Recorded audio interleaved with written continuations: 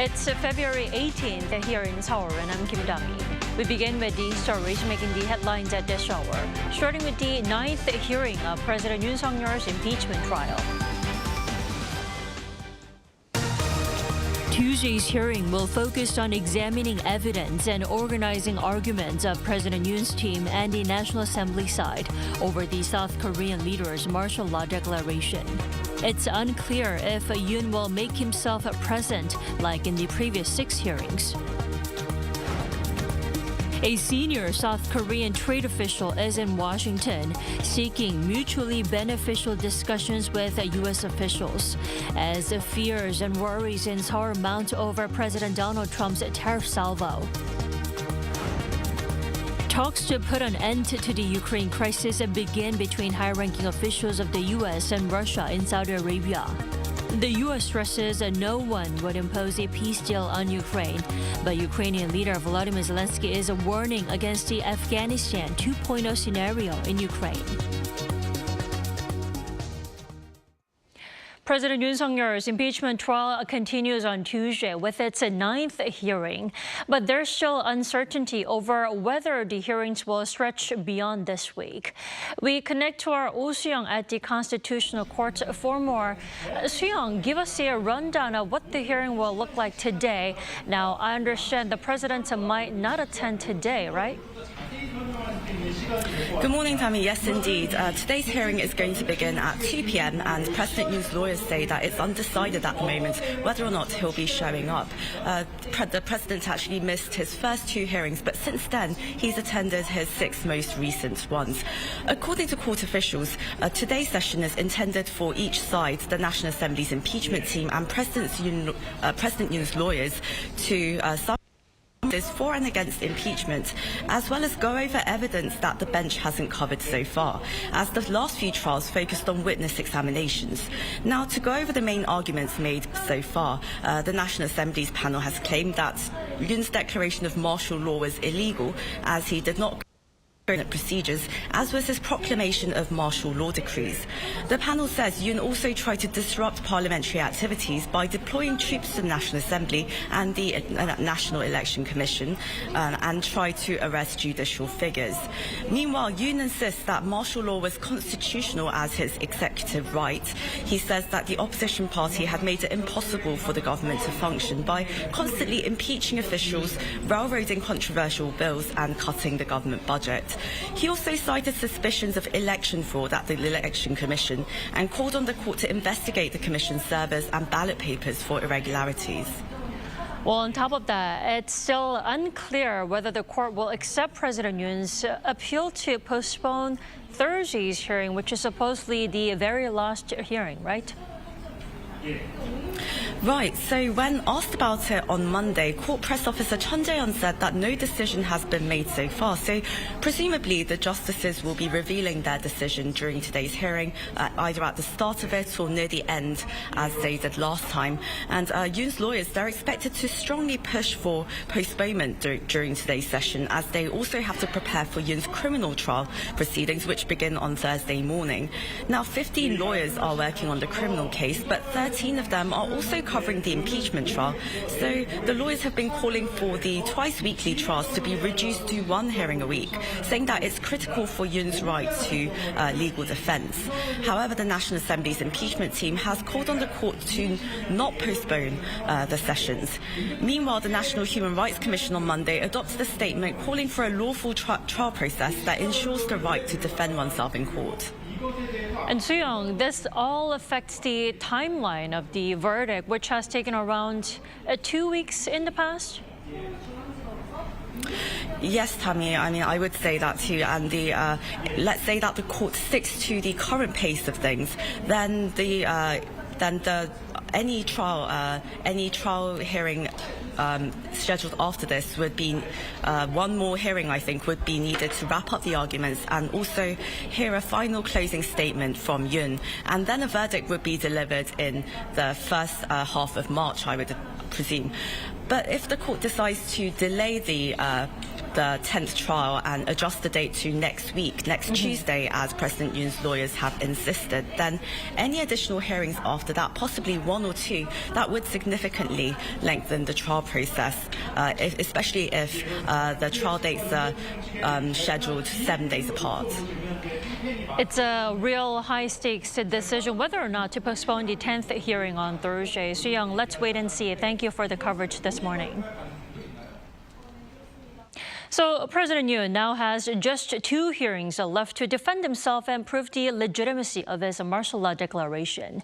How will he make use of the remaining sessions? Let's turn to Professor Song Se-ryun this morning. It's good to have you back with us. Thank you for inviting me. So why do you think Yoon may not show up for today's hearing? I mean, do you think he will make himself present? Well, I think there's an equally good reason to be there and not to be there. First of all, he doesn't have to be there. There's no testimonies of witnesses, and he is a prime witness, so he doesn't get to talk, presumably. So he can skip it. But at the same time, this is the most important schedule that he has these days. And I think the reason to be there might be that he wants to rally his supporters outside just to be in the news.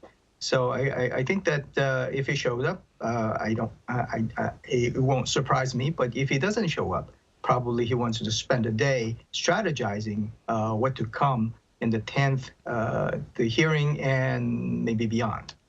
Well, legal experts think Yoon will show up on Thursday with the Prime Minister Han Duck-soo appearing as a witness this time. Now, why do you think the court decided to have Prime Minister Han Duck-soo as a witness after turning down the request from Yoon's side so many times? Why the need now? Well, initially, I think the court's reasoning was that, remember, we have to distinguish the criminal trial and the constitutional proceedings. They might have thought that they have enough testimonies to decide on the constitutional question. But there is a high public interest in this trial, and the president's side has consistently asked for more witnesses. So I think the court might have reconsidered and say that, well, we're going to give a benefit of doubt and give as much accommodation to the respondent so that there won't be any criticisms or a major issue about the fairness of the trial. So essentially, court is bending over backwards on the procedures. Even if they didn't think it was necessary, but why not? Give them a chance to say whatever they want to say at the last minute. I think it is pretty clear that it's wrapping up the last stage. So what makes a difference in 4 or 5 days? Right, maybe they're trying to highlight the transparency of this whole, political drama. Now, at the 10th hearing on Thursday, then Han and President Yoon will face each other for the first time since Yoon declared the martial law back in December 2024. Now, what kind of statements do you expect to hear from Han this time? I think we know what he's going to say mostly. He would think that the procedure was a little bit faulty and the martial law was not a good idea. I think he'll repeat that. Why do we want to have that? Well, from the defense side, they want to cross-examine him to discredit him. And the close and very active cross-examination has that effect. And just shaking the foundation or some premises that Mr. Han Duck-soo had in deciding whether the procedure was faulty or the martial law was out of the question. So I think that they want to have that day in court to cross-examine Mr. Han Duck-soo to shake his previous testimonies. Professor Song, another hot potato here is the date of the final and 10th hearing on Thursday. Yoon's lawyers have filed a petition to change the date, push it back to the near future, arguing more time is needed as President himself, like you mentioned, is preparing for criminal trial proceedings. How likely do you think the court will actually accept the request? Now, defense team's actions can be categorized in major big buckets, but one of the big buckets is to either delay or prolong the proceedings. I think you can look at it from that way. However, it is a plausible argument that there are 2 important proceedings on the same day. So going back to the court's willingness to bend over backwards to accommodate the defense team, maybe they'll allow it so that they won't have a criticism that they're rushing it through to give undue burden to the defense team to defend on the two important the accusations on the same day. But I think they will be still mindful of the kind of a deadline, that the 180 days a deadline, but the realistic deadline is April 18th when the two justices come off the bench. So I don't think they will allow too much prolonging of the proceedings, even if they do allow some accommodations. Right, we all know the time is ticking. Now, if the court accepts Yoon's request, the ruling day will be pushed back as well. Is that so? Yes, but not as much as we might think. I mean, if there is any gap in the proceedings, justices can get together and talk about what has happened so far and further their examination, further their deliberation of the case. So having more proceedings or more sessions might even shorten their deliberation time afterwards. So in the end, I don't think it'll make too much difference. I think the justices will get very nervous if the prolonging gets to the April dates. So I think that they will try very hard to accommodate, but at the same time, keep it under the dates of the March or sometime maybe early part of April. Remember that the President Roh Moo-hyun's and the President Park Geun-hye's proceedings took 2 months and 3 months. And the 3 months mark would be early part of March. So I don't think it'll go very far beyond that. If it takes 4 months, that's not strange, but not 5. Alrighty, Professor Song, thank you so much for joining us this morning. As always, you have a wonderful day. You too. My pleasure. Thank you.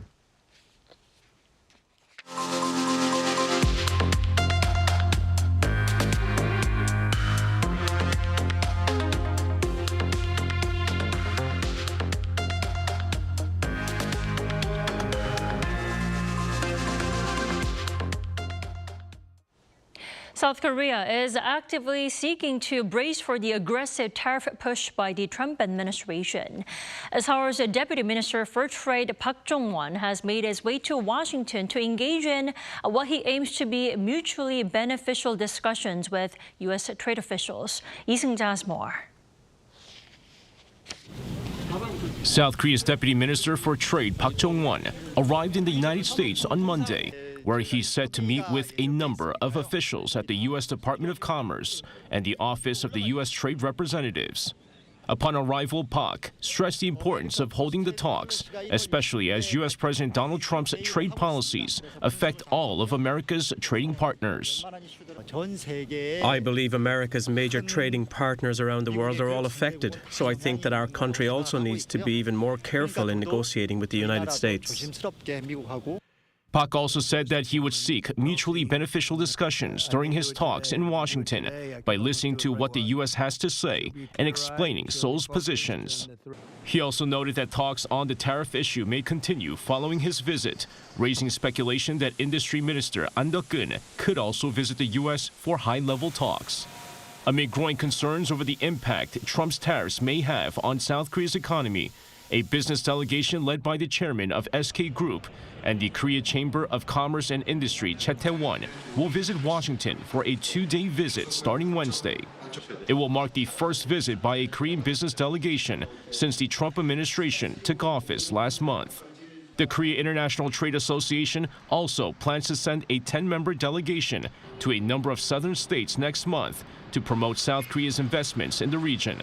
The Federation of Korean Industries is also looking to send a delegation to the U.S. Faced with Trump's aggressive trade policies, South Korean businesses are expected to seek strategies to mitigate the risk of operating in the U.S. Lee Seung-ja, Arirang News. U.S. and Russian officials are set to sit down in Saudi Arabia and detail out their plans to end the war in Ukraine, but this time without the direct involvement of Ukraine and Europe in the talks. Choi Min-jung reports. High-ranking officials from Washington and Moscow are set to meet in Saudi Arabia on Tuesday to lay the groundwork for potential peace negotiations to end the war in Ukraine. The U.S. and Russia confirmed that U.S. Secretary of State Marco Rubio and Russian Foreign Minister Sergei Lavrov will meet, along with other top officials. This marks one of the first high-level in-person meetings between the two sides in years and is expected to pave the way for a future U.S.-Russia summit. President Trump mentioned Saudi Arabia when talking about a possible venue for a possible summit. It is understood that this place suits both American and Russian sides, so this joint decision was made. This development has raised concerns among leaders of Ukraine and Europe who have been left out of the U.S.-led diplomatic effort. U.S. President Donald Trump's Ukraine envoy Keith Kellogg said on Monday that it was unrealistic for everyone to be at the table, but emphasized that no peace deal would be imposed on Kyiv. He also said the U.S. would act as an intermediary alongside Ukraine and Russia as the two main protagonists.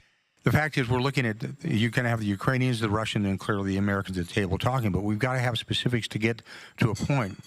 European leaders held an emergency meeting in France on Monday and insisted they must have a say in the talks.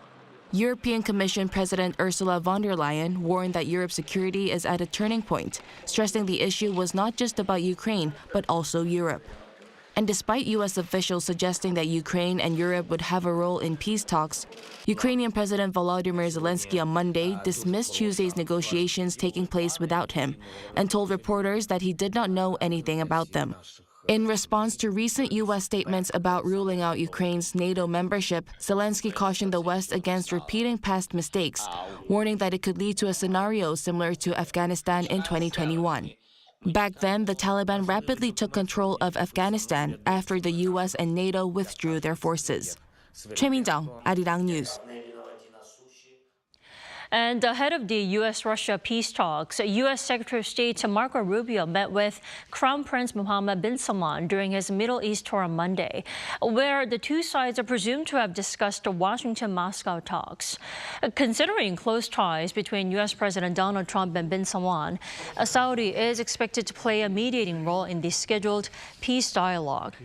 According to a statement released by the U.S. State Department, Rubio and bin Salman also reaffirmed their commitment to implementing the ceasefire in Gaza and ensuring the Hamas releases all hostages, including American citizens.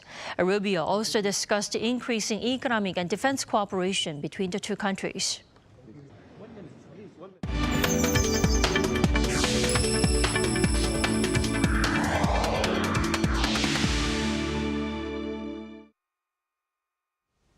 The latest Asian Winter Games in Harbin was another stage for Team Korea to prove their excellence on ice. It was an opportunity as well to discover rising stars and their talents, including this speed skater who returned home with 4 medals. Our Park Kwon-woo sat down with her. 2 gold medals, 1 silver, and 1 bronze. South Korean speed skater Lee Na-hyun's achievements at the 2025 Asian Winter Games. Skating since the age of 8, Lee recalls how she began realizing her talent as a young child. That I won gold medals in most of the races when I first started. So I was very into this sport since I was very young. And I think I enjoyed every moment. That's how things continued. Last year, Lee broke the junior world record in the 500 meters and then went on to win medals in every race at the Asian Games this year. Although Lee humbly said it feels like she has just taken her first step in her career, she is hungry for more medals. I would love to win so many races as possible. I'll try to get 100. But I think, honestly, like 10 to 15 is, like my goal right now. Yeah. Showing her humility, she even says she first needs to improve her skills. My goal is just to keep showing people that I improved in every races, and also to show them a good conditions in Olympics. I would love to get a medal, but first my goal is to do all the things that I practice in training. This mindset ties into her personal life motto. I always tell myself, let's not make this regrettable. let's show everything I've got. Keep training hard until your role model become your rival. Called the next Lee Sang-hwa, Lee spoke with admiration for a role model. I love that nickname and I feel honored, and it makes me feel like I have to do more harder. If I meet her, I would say I'm a fan of you and I want to be like you, so please watch how I do. Looking ahead, Lee plans to skate for at least another decade, leaving a message to our future self. 10 years later, I would tell myself to just enjoy skating. Like, no need to get a medal, just keep pushing myself hard. I just do it, as you can always quit. She also expressed her desire to remain the first athlete that comes to mind when thinking of speed skating, while requesting more support for both the sport and herself. Park Go-nu, Arirang News.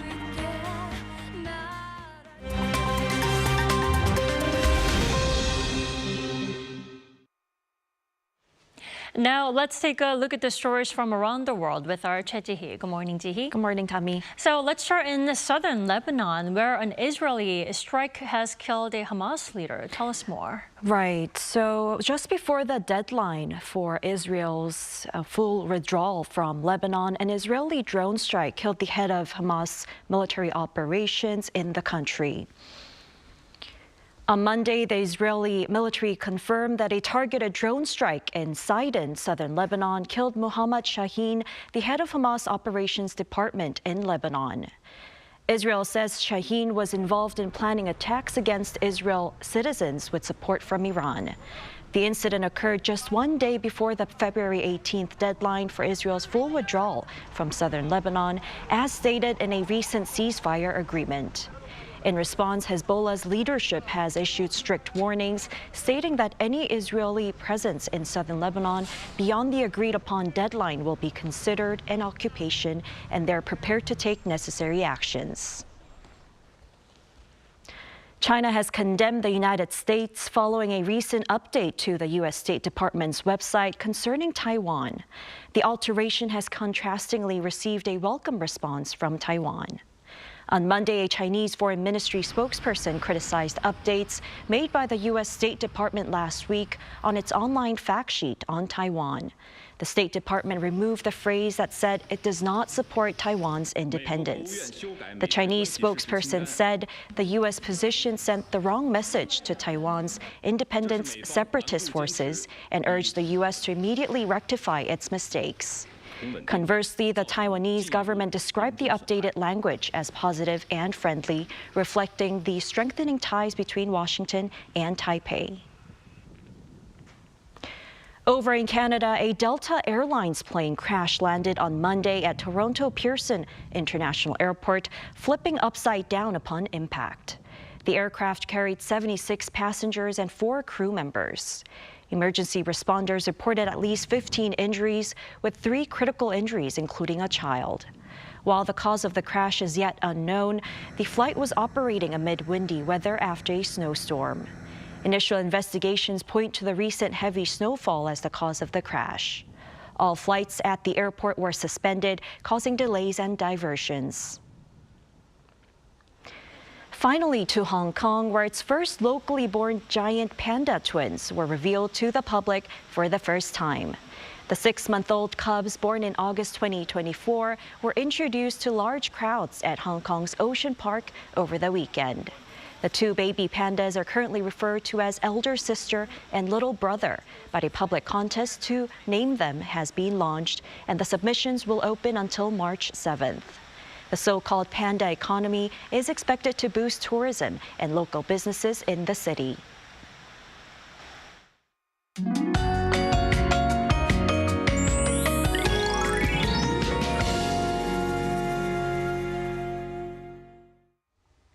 Today marks the second seasonal term of spring on the seasonal calendar, Usu. Around this time, ice starts to melt with spring rain. But instead of warming up, temperatures are taking a step backward, making it feel like we're heading straight back to the winter. It felt like -9 degrees on the way to work in Seoul. On top of that, dry air continues, raising concerns about wildfire risks.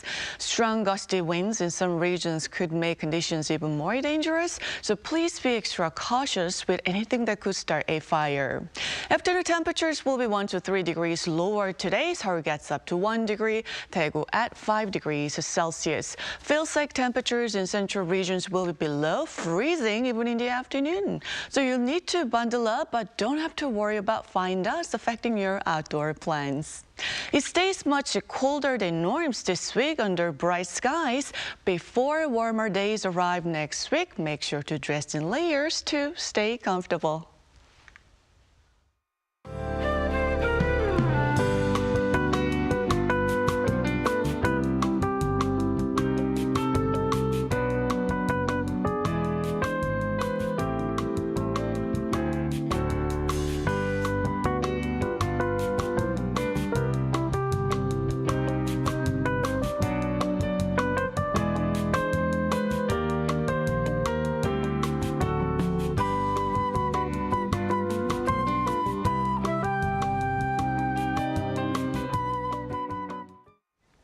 That wraps up our morning edition of Arirang News. Arirang News will be back at 5 p.m. Korea time. Until then, goodbye.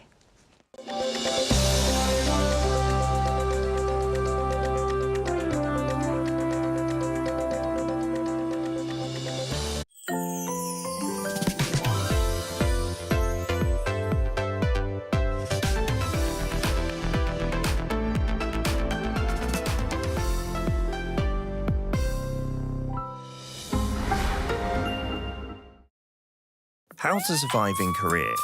One room. So, you're surviving in Korea if you've signed a contract for a one room. Obviously, you're a pro. But the real deal begins now. Step 1. Housewarming. No need to buy toilet paper, diffusers or hand soap. You'll get them soon enough as housewarming gifts. And some are bound to pile up. There's nothing better to serve your guests than milpaeyu nabe. If you have Korean friends coming over, don't forget the extra garlic. Step 2. Garbage disposal. With great power comes great responsibility. You've had a good time, so let's get to work. It might be tempting to sweep everything into a trash can, but you have to separate your garbage. Not bothered? Beware that negligence is punished with a fine or public humiliation. Step 3. Drying rack. You're excited to live alone in Korea, but the fate of these items, hanger, storage, or a hanger. Go get fresh coffee outside. Jogging doesn't cost anything, and nothing beats instant rice. But keep one item around so that you don't get too lonely. Step 4. Pros of living alone. No mum. Cons of living alone. No mum. A new towel doesn't magically appear. You have to do the laundry regularly. If anyone gives a towel as a souvenir, take it. Get rid of mold immediately. Don't be lazy with the vacuum cleaner. Housework is an endless affair. Overwhelmed? Give your mum a call and thank her for everything she's done. Did you survive in your one room? Wait, you have an unwanted visitor. Call someone you fancy. Could be the right person for the job.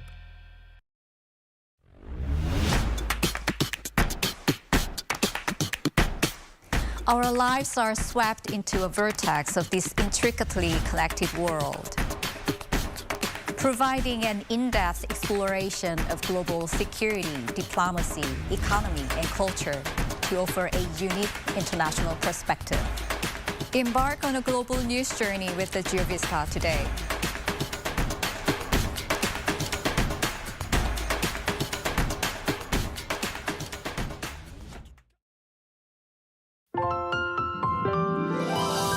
Hi, Chef Ryan here. Today we're making gomak muchim with a plump and chewy winter cockle and a savory soy-based sauce.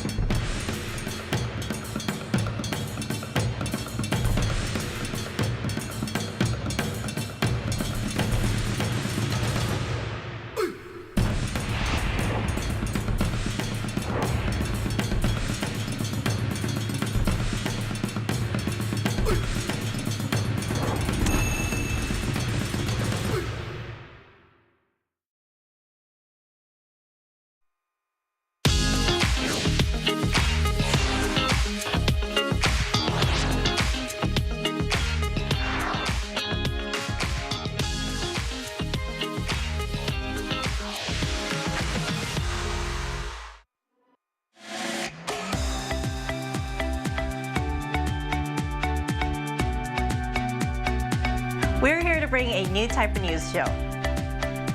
New insights, new styles, and new topics every day. We are News Generation. Bring news just for you. It's Tuesday, February 18th here in Seoul. I'm Song Yujin, and thank you for tuning in to News Generation. Joining us today is Kwon Ji-yeon. Happy Tuesday. Happy Tuesday, and Im Sang-yeon. Hey guys, good to see you. Good to see you. Now, both are here to speak on behalf of those in their 20s and 30s. Tuesday means we're going to start with our keyword news. Our keyword for this Tuesday is business. Recent data from Korea Credit Data indicates that coffee shops and bars in Korea are facing a drop in demand. In the fourth quarter of last year, cafe sales nationwide dropped by 9.5% compared to the third quarter, while bar sales fell by more than 1%.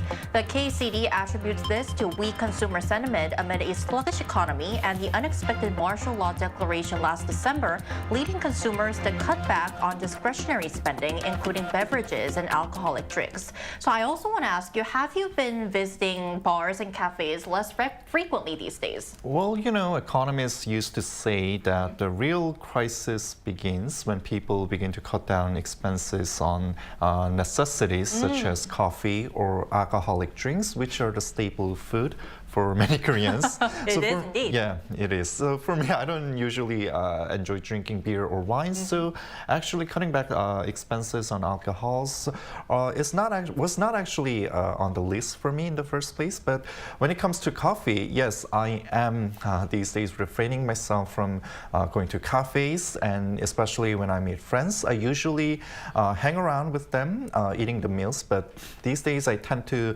finish everything within the first round. That is just eating the meals, and instead of going to cafes, we just say farewell to each other and go back to home. And we understand that because we know that everyone is having a hard time these days. And I've recently read somewhere in the article that people are also cutting their budget on gyms or fitness drinks. So instead of going to gyms, people opt for hiking or jogging on the streets, which are less expensive. So it seems that the economic crisis is also changing people's exercise habits. Right. It seems that people are cutting back on almost everything that they're doing. Is this the case for you too, Ji-yeon? I do agree with Sang Hyuk-won about the gym expenses. So for me, I have also stopped spending on gym memberships and now prefer working out at home. Sometimes even joining virtual classes over Zoom. I have definitely cut back on these expenses like visiting coffee shops. I do enjoy visiting coffee shops, in fact, but rather than going straight to the coffee shop after my lunch or dinner, I now prefer making coffee, a cup of tea at home. And as for going to bars, unless it's for a gathering like haeshik or corporate meetings here in Korea, I don't really see the need. And when I do drink, when I want to drink, it's often at home with my friends, my family, rather than going out. And if I have to drink outside, gatherings tend to be at restaurants rather than bars. So given this economic climate, that is, well, with rising debts and reduced consumer spending, it makes sense that many people, including myself, are prioritizing basic needs over non-essential spending here, like coffee and alcohol. Well, saving unnecessary spending, it's good, but I hope that the economy gets a little bit better because businesses are struggling, like cafes and bar owners. So hope that we'll see a better economic climate as the year moves ahead. And that was our keyword news for this Tuesday. So we're now going to move on to our main discussion of the day. Tuesday means it's time to focus on the latest on Korea's cultural front. Take a look at the screen to find out more. Recently, a relatively unknown AI-powered chatbot has taken the tech world by storm. Chinese startup DeepSeek surged into the spotlight, topping global app download charts late last month, posing a serious challenge to OpenAI's ChatGPT. DeepSeek says it developed its AI model R1 at a fraction of the cost of its competitors. This has once again put artificial intelligence into the global spotlight, sparking discussions about innovation, competition, and the future of AI technology.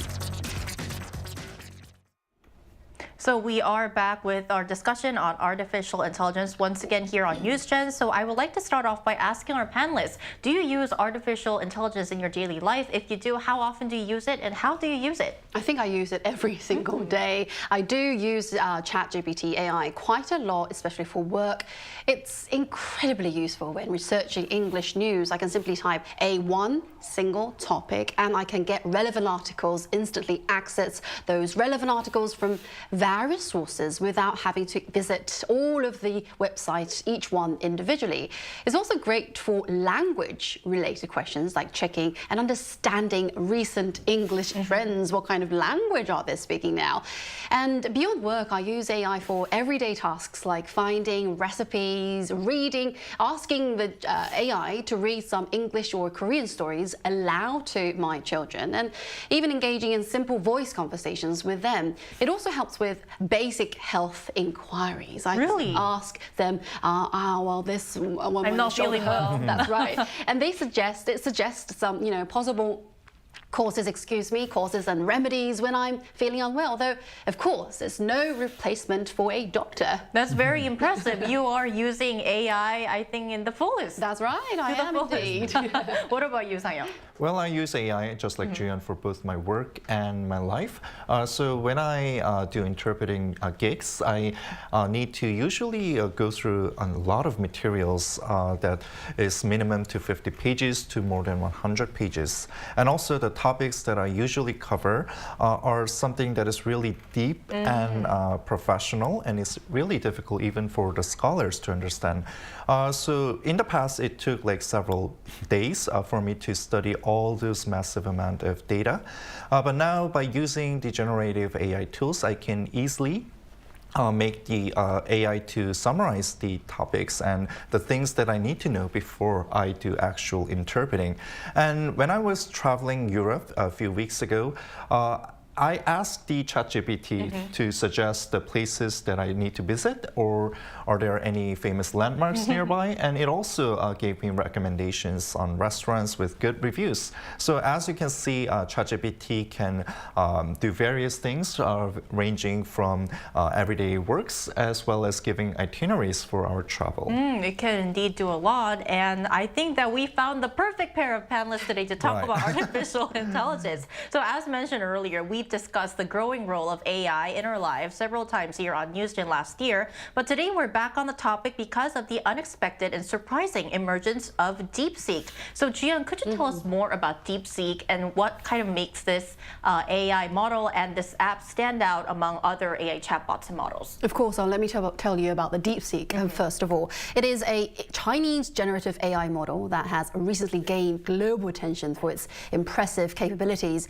Designed as a large language model known as LLM, primarily trained on English data, it has demonstrated strong performance across multiple languages, including Korean. So DeepSeek made headlines immediately after its launch, securing the second spot, as you can see, in Korea's weekly generative AI app rankings. This is according to WiseApp Retail. But unlike many other AI models, it operates without relying on high-end semiconductor chips, yet still delivers outstanding performance. It even answered 29 out of 34 questions correctly from Korea's extremely difficult 2024 CSAT or Sunung in Korean language section 국어. Though ChatGPT has later achieved a perfect score on the 2025 Korean language section 국어. However, concerns over data privacy have led institutions and businesses to limit its use, resulting in a sharp decline in users. So these concerns ultimately led to the temporary suspension of DeepSeek services in Korea. We can't use it anymore. According to the Personal Information Protection Commission, the app itself was paused on the 15th of February this month at 6 p.m. to be exact, and will resume once it meets Korea's data protection regulations. And paused for now, but the AI race isn't over yet. Right, and the emergence of DeepSeek has definitely made a deep impression on the tech world, and the fact that we're seeing a growing number of new AI models emerging in the market shows that AI technology is advancing at breakneck speed, and we're seeing it being embedded more deeply into our daily lives. So I want to ask you, Sang-yeon, could you give us a couple of examples? So there was a recent survey, and it has been found around 80% of the students in college use AI tools when they do their assignments. There were two ways for students to utilize generative AI tools. And first was for searching information when writing essays, and second was for generating the assignments automatically by inputting prompts. So by using AI tools, students mentioned that they can summarize massive amounts of contents without time-consuming efforts, and also the tools can analyze complex data into simple format. And if the user types in several prompts or keywords, the AI can quickly generate a brand new assignment in decent quality. So these AI tools have also been updated with Korean language abilities these days. So I guess students are now tempted to use AI for assignments, especially when they run short on deadlines. Definitely, but it's not just at schools or classroom settings, but also we're seeing AI being greatly utilized in workplaces, right, Jiyoung? That's correct. Well, AI is increasingly being used in the workplace to enhance efficiency. It assists with finding information, repetitive tasks, Excel function generation, and email drafting, streamlining our daily operations. Its advanced translation capabilities also enable clear and accurate communication with international co-workers. Moreover, AI proves valuable that is, in creative tasks such as brainstorming and drafting proposals when you work, and making it an essential tool in modern professional settings in the working environment. So finally, we have a co-worker who never takes coffee breaks. Right, definitely. So I also want to ask you, you are working in the broadcasting field. Sang-yeon, you're also working in broadcasting, but you're also working as an interpreter. I want to ask you, how is AI being used in your field of work? That's a very good question. Well, I use a premium AI version to maximize my work efficiency. So as a broadcaster, as you mentioned, I use generative AI in various ways to enhance efficiency and creativity at the same time. It helps with researching the latest news, as I mentioned before, and summarizing key points, saving my valuable time. And AI-powered translation tools also assist in communicating with international sources and ensuring linguistic accuracy. And also, I use AI for idea generation and brainstorming, making content creation easier, much more easier for me. And while AI is a great assistant, of course, the human touch remains essential. It's quite important in delivering an engaging and authentic broadcast. So no matter how helpful AI is, there's also a certain mechanical feel. It feels like a robot sometimes when he speaks. So there is this mechanical feel to its output, which is why human review is quite crucial. We've got to check, refine, and check again and again. So getting the help of AI, but refining at the very end. That's correct. Then how is AI being used in the interpretation field, Sang-yeon? Well, whenever I introduce myself as an interpreter, people say that, aren't you afraid that AI replacing your job? Well, actually, I'm really glad that AI is evolving quickly because I'm getting a lot of help from it. So like I mentioned in the beginning, it boosts my work efficiency by pinpointing the things that I need to be informed before I actually go on work. And as for translation, I can simply ask DeepL, the machine translation tool, to translate the rough draft of the text. And all I need to do is post-edit the translated version. And also, when I teach students in college, in the past, I had to spend days and hours to prepare the class materials, but now with the help of ChatGPT and by inputting several prompts, it creates a fine-tuned class materials for me, so I can save a lot of time thanks to the AI. Right, so AI is definitely speeding up our work process, making it more efficient. But once again, it's not just in workplaces. AI is also transforming schools, as we mentioned before, and the creative world as well. So after the break, we'll be joined by a Gen Z student and musician who's integrating AI into his daily life. Stay tuned.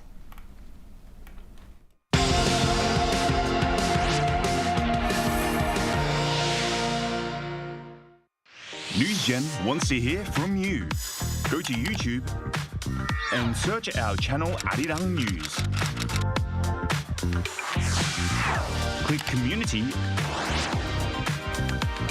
and leave a comment down below. Make a new type of news with us. Joining us today is Tae Good, a Gen Z student and musician living in Korea. Welcome back to the show, Tae.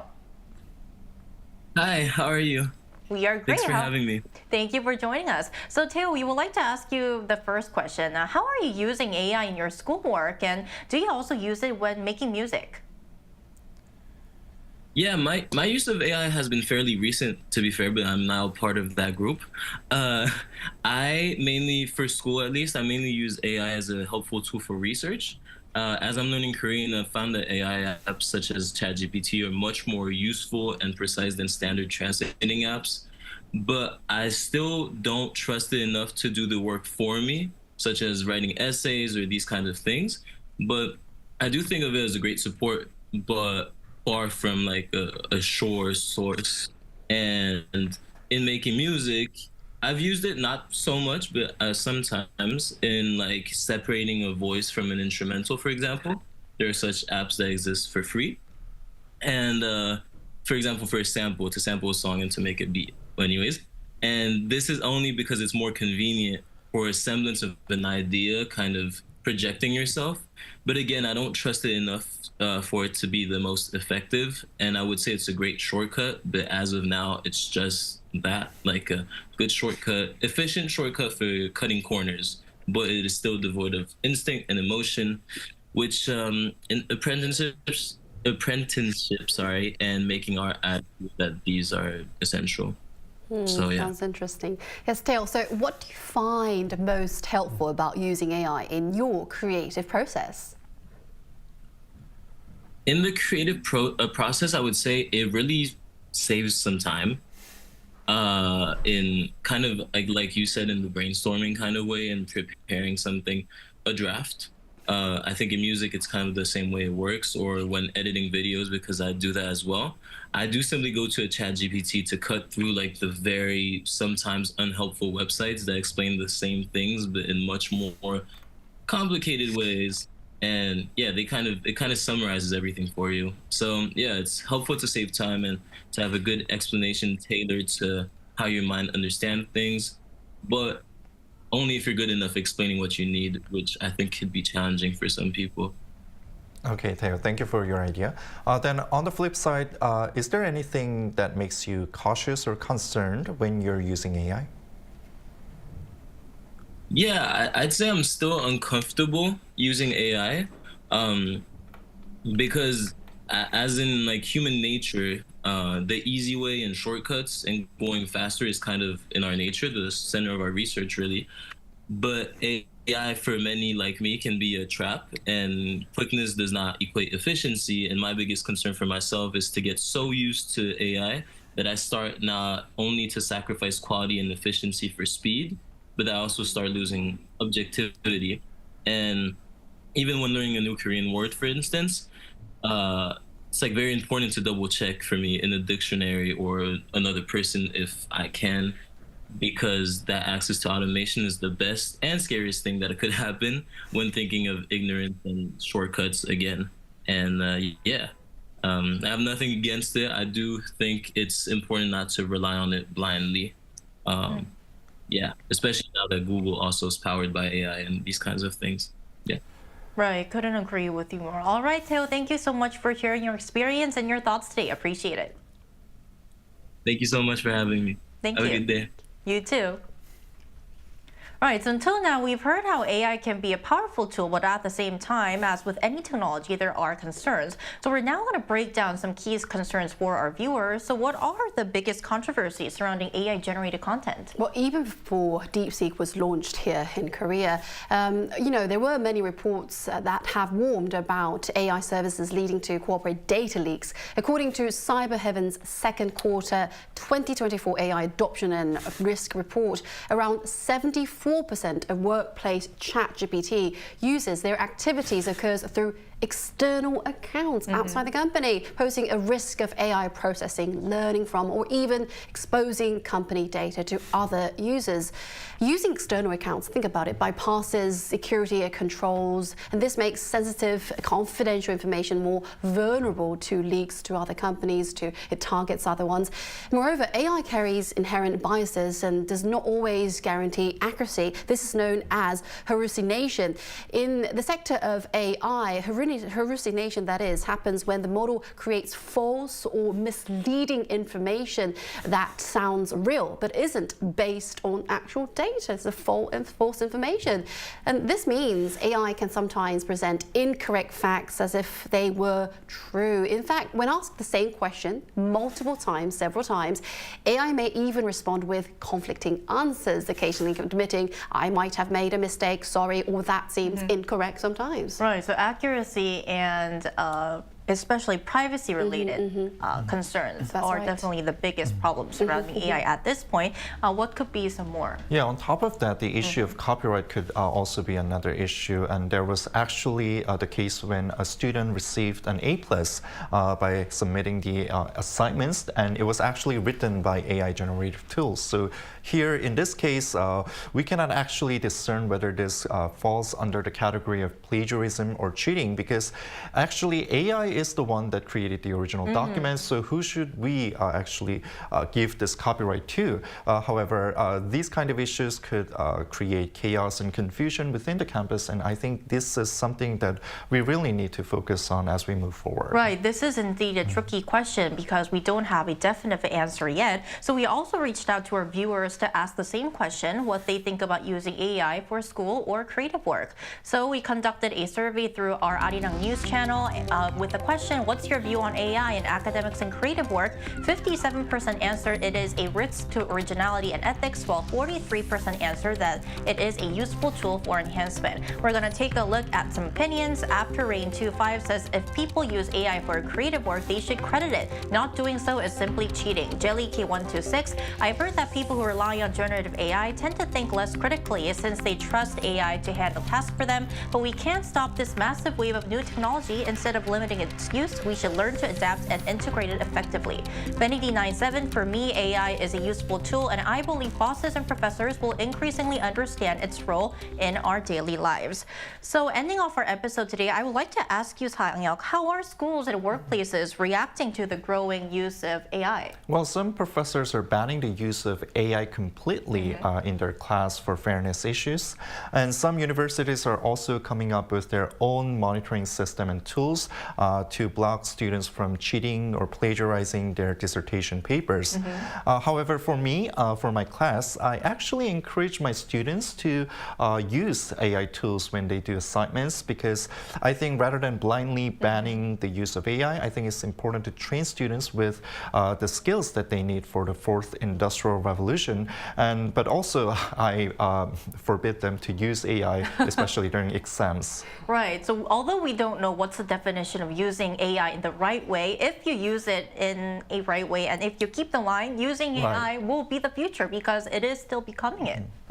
All right, that's all from us today, but NewsGen will be back tomorrow at 10:30 a.m. Korea time. Special thanks today to Kwon Ji-young. Have a lovely day. Thank you. And Im Sang-hyuk. Thanks for having me. Thank you. And thank you to our viewers for watching, and hope you join us tomorrow morning as well.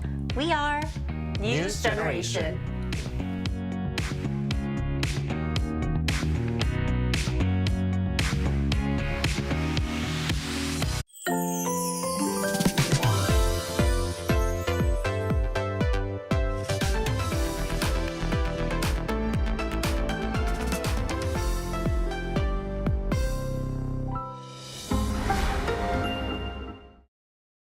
How to survive in Korea.